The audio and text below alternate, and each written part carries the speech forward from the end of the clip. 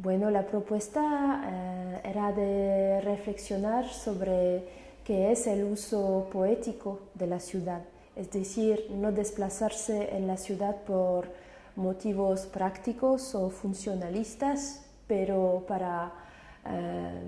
tener una relación poética con el entorno y tratar de pasear o de desplazarse con estos fines, o sea, sin rumbo, por ejemplo. Y hay muchos artistas que trabajan de esa manera, con esta línea, y para mí creo que están los herederos de los situacionistas que han creado el concepto de deriva, y es una acción concreta para cambiar nuestra mirada sobre el entorno y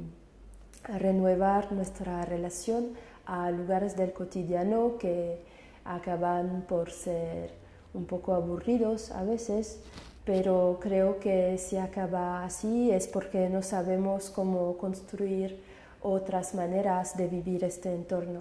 Pues lo que vamos a tratar de hacer mañana es de renuevar nuestra relación así, paseando por sitios que conocemos pero donde nunca hemos ido,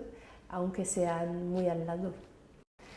Por cierto, uno de los más emblemáticos a mí me parece ser Francis Alice, porque es un artista que utiliza el caminar como herramienta para hacer acciones poéticas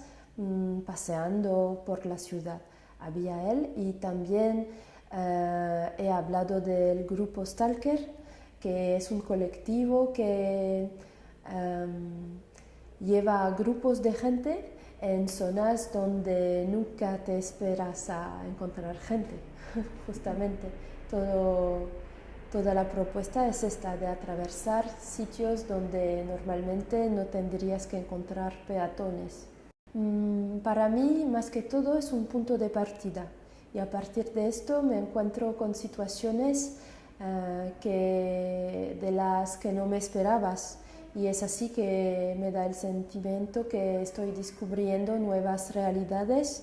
y con la disponibilidad más amplia de lo posible para poder también andar sin perjuicios preconcebidos. Y para mí, más que todo, es una técnica, es una herramienta